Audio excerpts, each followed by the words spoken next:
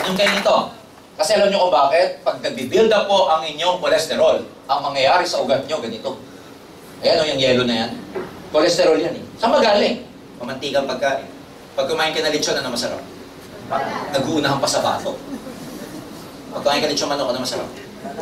Chicken joy. Lechon manok. Itlog. Hindi na pala. Ibang itlog na yun.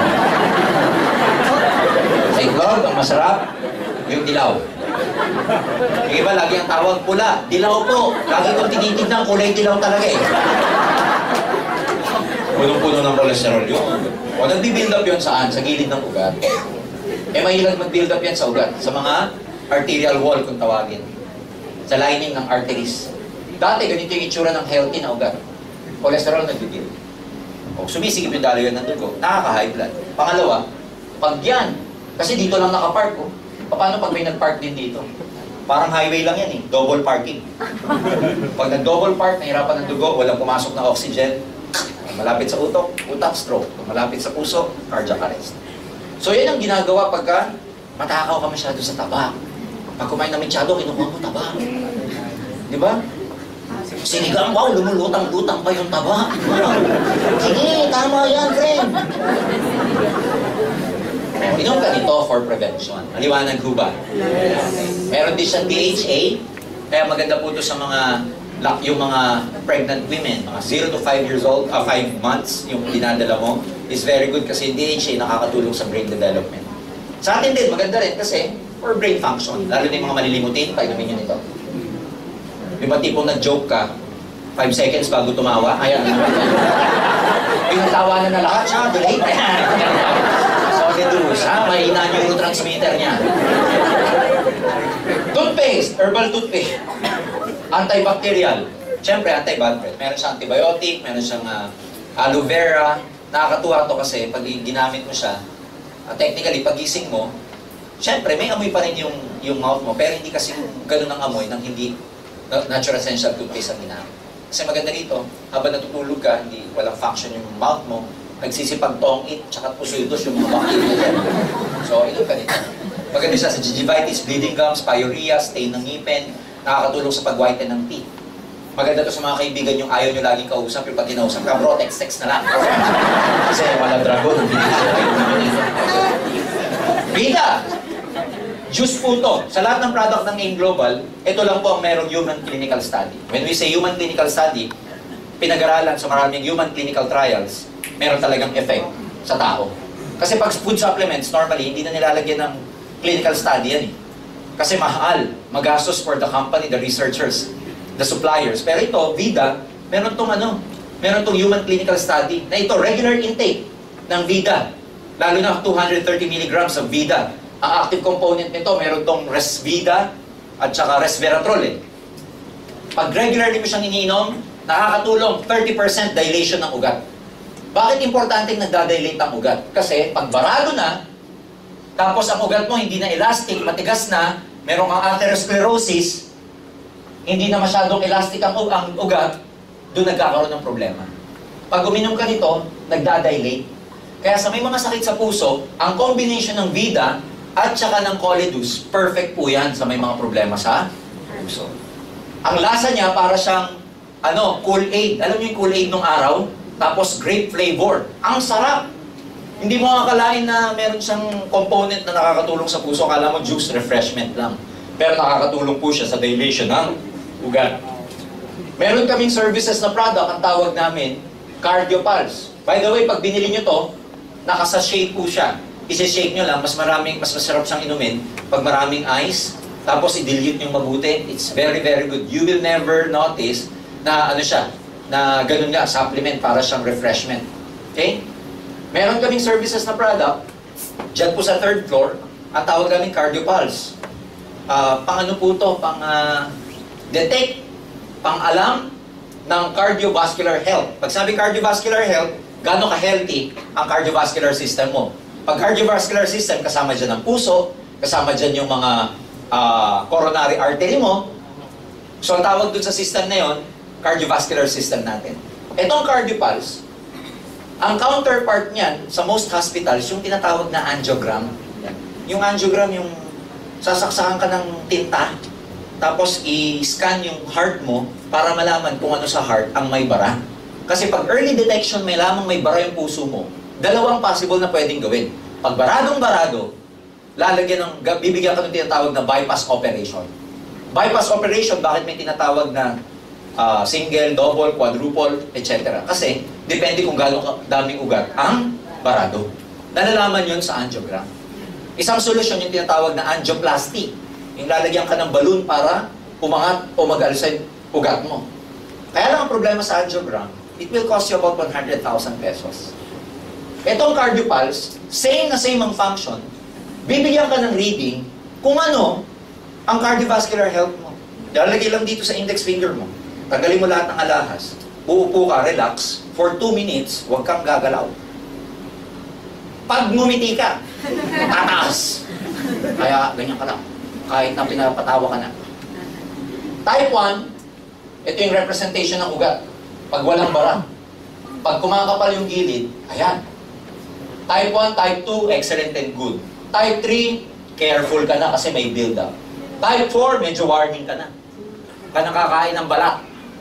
Pag tinuloy mo, pupunta yan sa Type 5. Hanggang maging Type 7. Type 7, ibang klase, high risk na yan. Anytime, pwede ka magkaroon ng heart attack. Malalaman mo to pag nagpa-CardioPulse ka. Ang bayad dito, 1,000 pesos lang ho. Pag member ka, may 50% discount ka. Pag bumili ka nung global package namin mamaya, libre na ang CardioPulse mo. Yes! Para malaman kung ano nangyayari sa puso mo. Ito, kalalunch lang namin mga product 2 days, 3 days ago. Ayan o. Deep Cleansing Whitening Bar. Meron siyang 100 natural, no harmful chemicals, dermatologically formulated. Nakakaputi, tsaka nakaka-cleanse. Kasi normally ang mahirap sa mga chemical or yung mga matataas na chemical na sabon, hindi nyo ba napapansin, pagka kaliligo mo lang, tapos paglabas mo ng bahay, pinawisan ka, lagkit mo? Yes. Kaliligo mo lang, bango mo naman, pero ang lagkit mo. Kasi karamihan ng mga chemical-based na mga sabon, pag ginamit nyo siya, yung pores mo, nababarahan ng solid part. Yung pores mo, doon nagsisettle yung chemical. Kaya pag pinawisan ka, kasama yung chemical, kasama yung pawis mo, ang lagkit ng feeling mo. Yun ang problema sa chemical.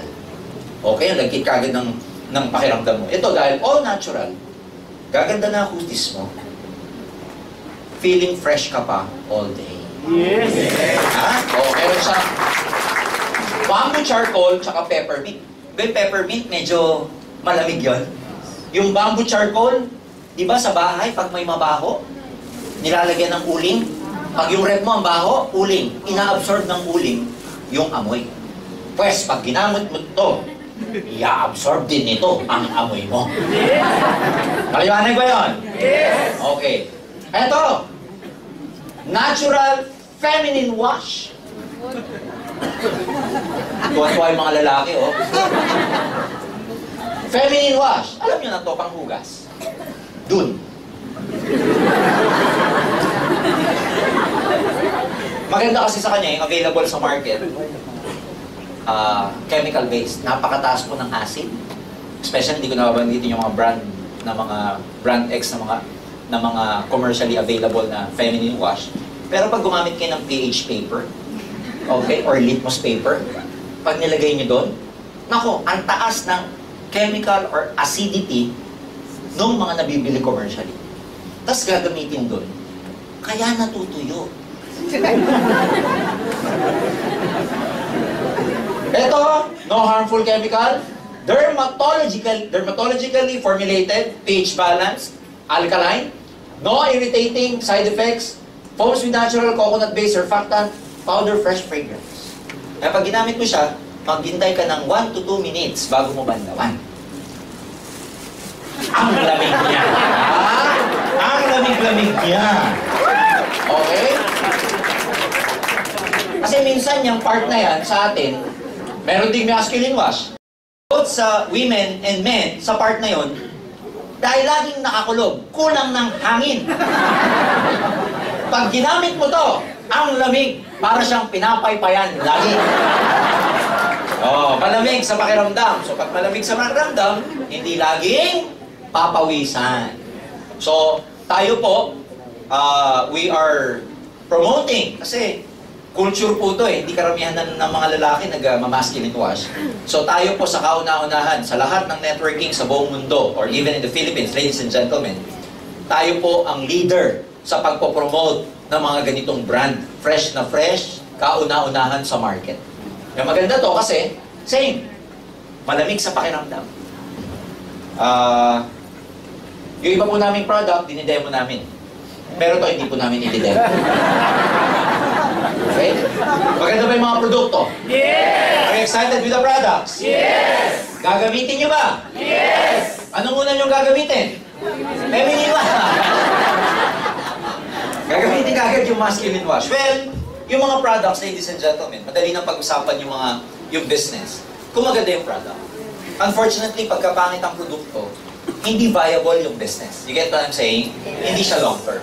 So, kung gusto niyo malaman yung mga details, yung intensive product demo, meron po kaming schedule niyan sa 3rd floor. Every day, we conduct this partly just to give you a bird's eye view of our products. But technically, ang main purpose ng seminar na ganito, pakita sa inyo yung business plan.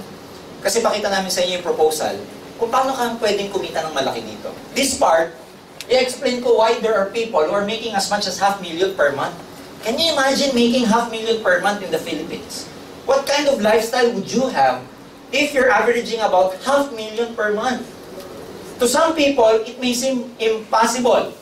But tonight, let me show you one of the best opportunities in this world. Kung paano kang kikita ng ganong kalaking pera. Handa na ba kayo? Yes! Una, pag nag-join kayo, ito yung system namin. You can sell the products. Ang tawag doon, direct selling. When you sell our products, lahat ng pinakita ko, between 25% to 50% ang tubo mo. But you know for a fact, na pag nag-concentrate ka lang sa selling, you will never make as much as $500,000 per month. Kasi, ang produkto, mura lang eh. Like our C24/7 is only 1,200. 25% nun, you get 300 pesos. Kailan ka pakikita ng kalahating milyon kung magbebenta-benta ka ng ang tubo mo, 300? Unlike sa real estate, unlike sa insurance, for example, if you sell these items, dahil malaki yung amount, ang laki rin ang commission mo. But we're just talking about, what, products, 1,000, 2,000 worth of products. So meaning, if you want to make a lot of money, okay itong direct selling, pero introduce mo yung another side of the business. Instead of you just selling the product, ang gawin mo, mag-expand ka.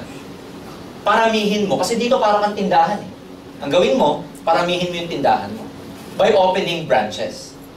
Parang ginawa ni Jollibee, nag-open ng branch. Dito rin ganun. So, instead of you just selling the products, mag-open ka ng branch. Paano? By sponsoring people into the business. By inviting some of your friends to witness and watch our opportunity.